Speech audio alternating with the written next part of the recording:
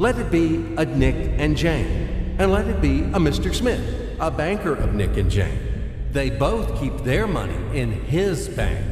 That's why we use the title Mr. Smith with respect. Nick really wants to buy, well, let's say Jane's bicycle, but he has no money.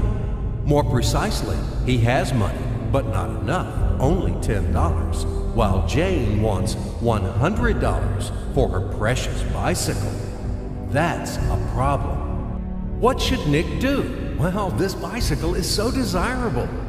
He gives Jane his $10 as a deposit and asks plaintively not to sell the bike to anyone. He says that he will bring the rest of the money soon. At the same time, he runs to his bank, to the respected Mr. Smith, to get a loan for the missing $90. As ill luck, Mr. Smith has no money at this moment, but he knows perfectly about $10, which Nick gave to Jane. And where will Jane bring his money to? That's right. She will put these $10 in her lovely bank to the same Mr. Smith. Therefore, Mr. Smith asks Nick to come back tomorrow in the hope that tomorrow he will get these $10. And everything happens this way. The next day, Jane brings $10 to the bank. The bank provides Nick these $10 on credit. Nick immediately gives them to Jane. She again puts them in a bank.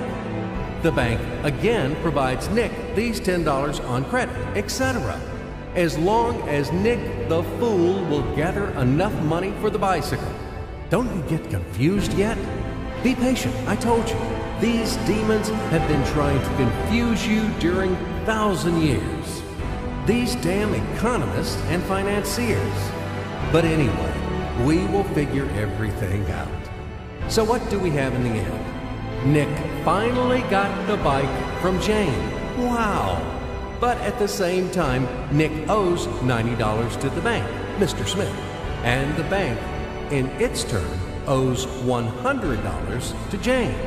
In other words, those $10, which existed initially, have magically turned into $200, $190 of debts plus real $10.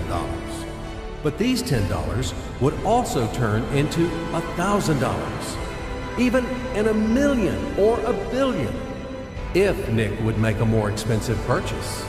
In this case, our $10 would make the increasing number of its cycles, circuits from hands to hands.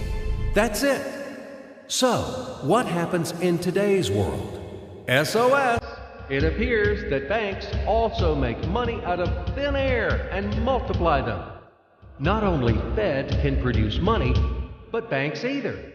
In short, everybody can do this, except you and me.